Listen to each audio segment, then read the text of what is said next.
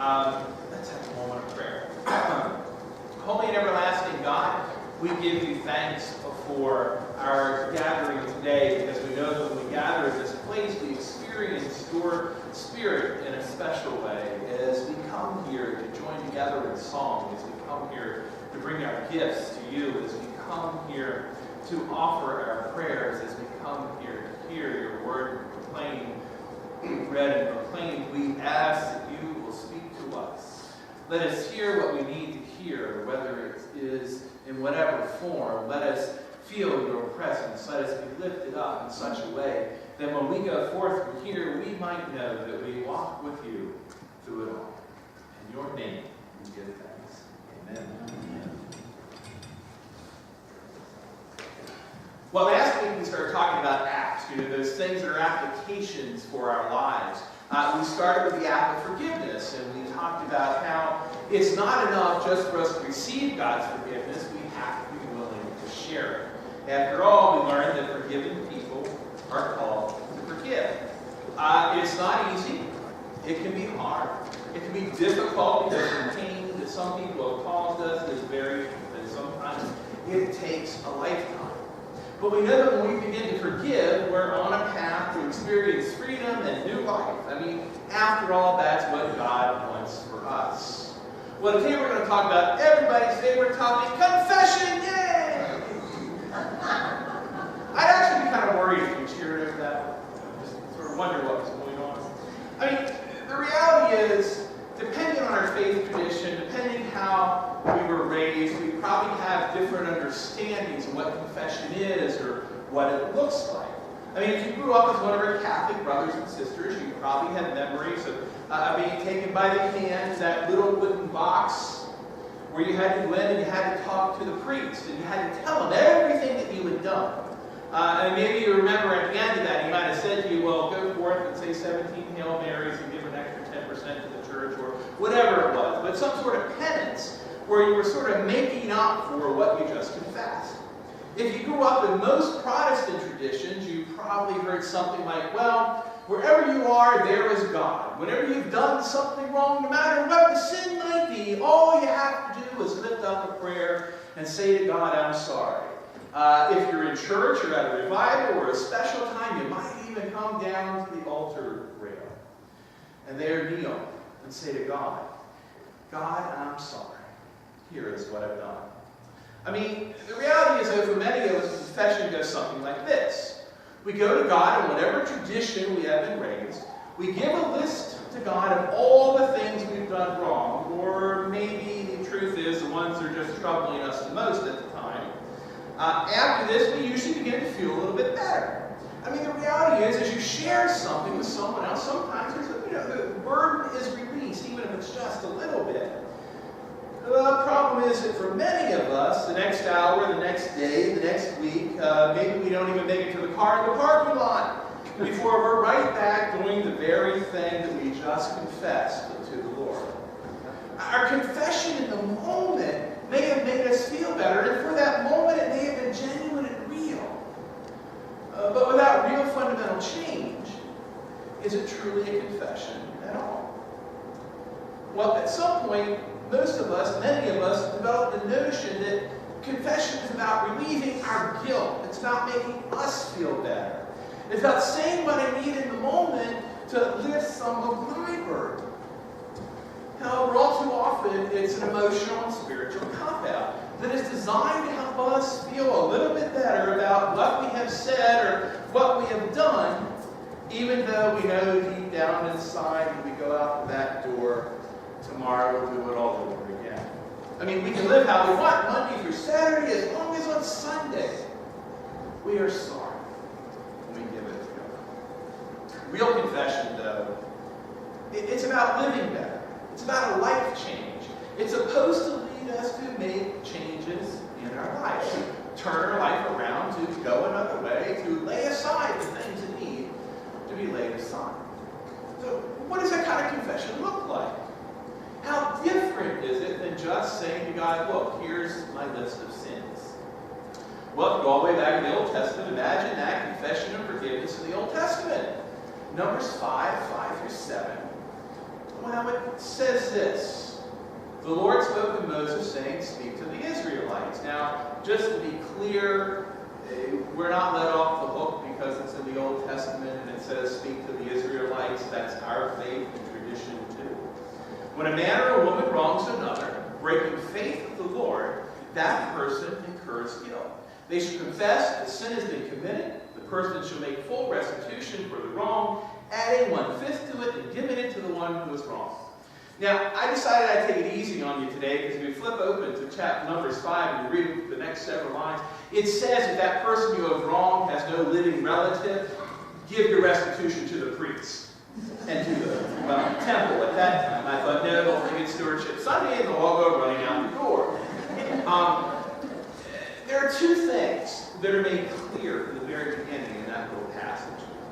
The first is that when we sin against one another, we are also sinning against God. When we break faith with another and hurt them, we are breaking faith with God. The second thing is that, well, telling God or another we've done wrong isn't enough. Confession here calls for restitution. It calls for action. It calls for a way to help restore relationships and change a person's life.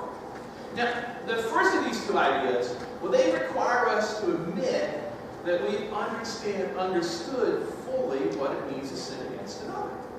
We have to look at it and accept it in a very real way, that we have also sinned against God.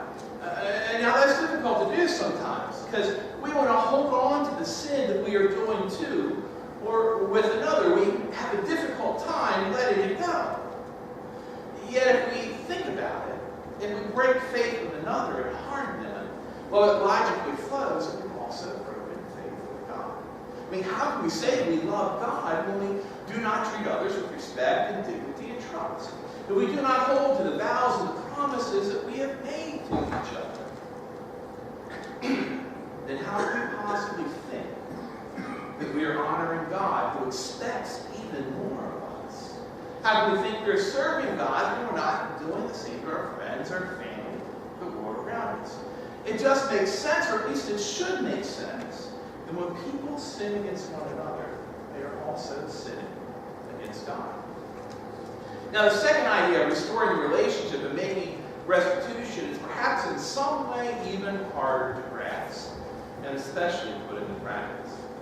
Anybody here remember Zacchaeus? See if you can. Yeah, you got to remember the little song of Zacchaeus. I can't do it too. Zacchaeus was wee little man. Yeah, I knew you. Anyway, New Testament guy, tax collector. You know, we're in the tax season, so he definitely wouldn't even be a popular character now. And although if you watch the press and all that kind of stuff, people were not happy. Well, they weren't happy in Zacchaeus' day either. I mean, he was a tax collector. He was a chief tax collector. And he was charged with collecting the taxes that would be paid to Rome. Now, he also had the opportunity, if 10% was given to Rome, he'd take 15, 20, 25, whatever he could get, because he was allowed to keep it. He was allowed to keep it. And if you think about it for a moment, you know, if he's the chief tax collector, he's got a whole bunch of other people who are paying him as well from what they had collected. So Zacchaeus was a wealthy man because he cheated people. Zacchaeus was a sinner who did harm to others. Now, Jesus, we're told, was coming to Jericho. And for some reason, Zacchaeus decided, you know, this might be a good thing to see. Now, maybe he just wanted to see the spectacle. I mean, every time Jesus showed up, unless it was some sort of private, intimate kind of thing that nobody knew about, there was a spectacle. It was like, well, pardon the example, it was kind of like a circus coming to town. I mean, people would come out, they would line the streets, they'd be shouting, they'd be praising. There would be people who were there because they felt they were being called by who this man was, and there were people who were the hangers-on who just wanted to see. It was exciting. It was exciting. Well, maybe also he thought, well, I'm a tax collector. Maybe there's a way I can tax this event. I mean, there are such things as, you know, usage taxes, and there was probably road tax, and, you know, maybe whatever else he wrote. Maybe he thought in the back of his mind, maybe there's a way, if I'm there, I can make money. I mean, after all, he was in a tree that gave him good view to see who was there and what they were doing. Or maybe, just maybe, God was already at work in his heart. For whatever the reason, we're told he climbed a tree. Climbed a tree so that he could see Jesus. Now, even though Scripture doesn't say this, think about it for a moment. There's a crowd of people. They know who Zacchaeus is. He's a marked man, you might say. Now, do you really think that the people would be happy if he was in their midst? Do you think they'd want to be standing around and associating with him? You know, I think there's more than one reason why he climbed that tree. I think he went up there because he knew he would not be welcomed in the midst of that experience by that community. Well, you know, there comes Jesus. Zacchaeus is up in the tree, and then something truly unexpected happened. Jesus saw him sitting in the tree. He picked up a big rock and he threw it at him. Right? Okay, you guys are the ones who know the story of Zacchaeus, right? No. Well, let's be honest. Isn't there a part of you that hearing this story for the first time maybe thought, wouldn't that be a good thing to do? You know, just to pick up that rock and knock that old sinner right out of the tree, because after all, I'm righteous, aren't I? Well, the crowd might have wished that's what Jesus done. We might have wished that was Jesus done. We might have even wrote the story that way if it was our story to write. But no, Jesus spoils all the fun that we might have hoped for. Jesus is Jesus, after all, full of grace and mercy and love. And he looks at Zacchaeus and he says, I'm hungry. I'm going to go to your house for lunch. Well, as you might expect it, the crowd was shocked and they began to mutter, look, he's going to the house of a sinner. Okay, let's be honest here. The Bible is written for public consumption. Okay? Way back when the stories are being written, the stories are being told, they knew it was going to be a mixed crowd. Do you really think they all just stood around and said, look, he's going to the house of the sinner? Oh my! I think the Bible probably cleaned up the language. You know, not only was there shock flowing through the crowd, there was probably anger as well. I mean, how could Jesus, the one that they came there to see, the one who did miracles, who they believed was empowered by God, the one whom they hoped and thought was the Messiah, how could he go to the house of a sinner? Probably a little bit more than go on.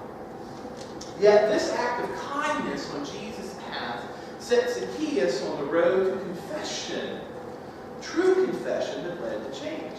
I mean, in a real way, Zacchaeus becomes a living example of number 5 through 7. How does he do that? Well, he confesses. He confesses what he has done to God. He confesses to those he has harmed, and he makes restitution. It says he gives back more than he took, and then some. Well, that's what real confession looks like. We get real with God, and we get real with one another. You see, if we keep our sin in the dark, if it remains secret, it will continue to grow and be there no matter what our best efforts might be. I mean, think of it kind of as that mold that's growing in the back of your closet, in that dark, chaotic corner. Unless it's brought into the light and revealed, you can't fix it. And what better way to fix mold than to expose it to the light? Confess it to God, confess it to others, and it can be overcome. I mean, once that is done, we can begin to make changes in our life and to restore relationships as best we can. Now, I'm sure many of you are familiar with 12-step groups, things like AA and OA and all the other A's. They understand the power of confession and restitution, perhaps even more clearly than people of faith do sometimes. I mean, if you look at steps 4 to 9, they're all about confession and restoration. Let me read them to you. Made a searching and fearless moral inventory of ourselves. I mean, we looked deeply at what it is we've done. We've admitted to God, to ourselves, to another human being, and the exact nature of our wrong. It's called about confession. We are entirely ready to have God remove all these defects of character. We recognize there has to be change. And we humbly ask God, can you remove our shortcomings? And then we get into restitution and restoration. They had a list of all the persons we had harmed and became willing to make amends to them all. Make direct amends to such people wherever possible, except when to do so would injure them or others. I mean, the reality is sometimes there are some amends that you may need to do, but it would cause more harm than good. But imagine what a difference it would make in our lives, in our community of faith, if we could truly think of our church as a, well, Sinners Anonymous meeting. I mean, I could come in and say, hi, my name is Victor, and I'm a sinner. Imagine what a difference it would make in our lives. Instead of finding judgment, there could be understanding and support. And people would love me and hold me accountable. If that were to happen, we would experience changes in our lives and in the life of our community unlike any we have ever seen before. People would be forgiven, relationships could be restored, and life would be different. I mean, far too often the church and the church people are critical and judgmental even to their own. Sometimes that's the worst. Rather than offering love and acceptance, oftentimes we offer condemnation and damnation. Is it any wonder that people keep their sins private, keep them covered up, keep them hidden, and therefore never truly confess them and find freedom? I mean, the cycle of sin can only be broken with true confession and when restoration happens. It only happens with the love and the support and the prayers of the people around us. And that only happens when we are able to treat one another with the love that Jesus has for all of us. A love that was so great that he called a sinner to come down out of the tree so that he might have lunch with him. So let me ask you this. Who do you need to invite to lunch today? Maybe even more important, who needs to invite you? Thanks be to God.